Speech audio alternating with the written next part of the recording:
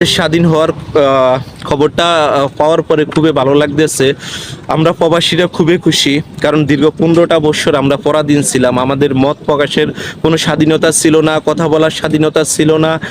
হাজারো হাজারো মায়ের বুক খালি করছে।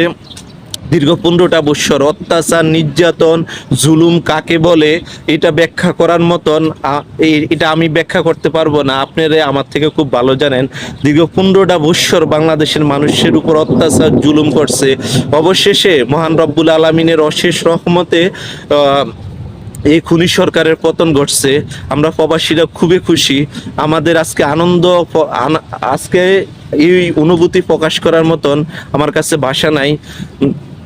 আসলে কি, আল্লাহ আল্লাহ ছাড় দেয়, আল্লাহ কখনো ছাইড়া দেয় না। এই পৃথিবীতে যত জুলুমবাজ আছে, যারা জুলুম করছে অত্যাচার করছে, সব সব খুনি সরকারের পতন ঘটছে। একটা কথা আছে কি, আজকে আজকে আপনি অনেক শক্তিশালী, সময় কিন্তু আপনার থেকে অনেক বেশি শক্তিশালী। আজকে তার প্রমাণ। তারা শক্তি প্রয়োগ করে অনেক মায়ের বুক খালি করছে, অনেক অনেক মানুষের উপর অত্যাচার, জুলুম করছে।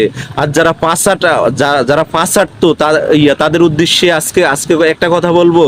তোমরা যেই মানুষকে মানসিকভাবে অত্যাচার, মানসিকভাবে যেই একটা হয়রানি করছো, এইগুলার কোনো ক্ষমা নাই।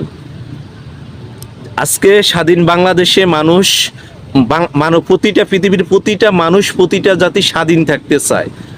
আজকে বাংলাদেশের মানুষ অনেক দিন পরে মুক্ত হয়েছে, স্বাধীন হয়েছে। এই স্বাধীন বাংলাদেশে 71 সালে যে আমাদের পূর্বপুরুষরা স্বাধীন করছে, আজকে 2024 সালে স্বাধীনতা হচ্ছে আমাদের ছাত্র ভাইদের ক্রেডিট। আমাদের ছাত্র ভাই বোনদের কাছে আমরা চিরদিন ঋণী থাকব। তাদের অবদানের কারণে আজকে আমরা স্বাধীন বাংলাদেশ পাইছি। তাদের কাছে আমরা চিরদিন ঋণী থাকব। তাদের প্রতি দোয়া, ভালোবাসা রইল। ওকে দর্শক, সবাই ভালো থাকবেন। আল্লাহ হাফেজ।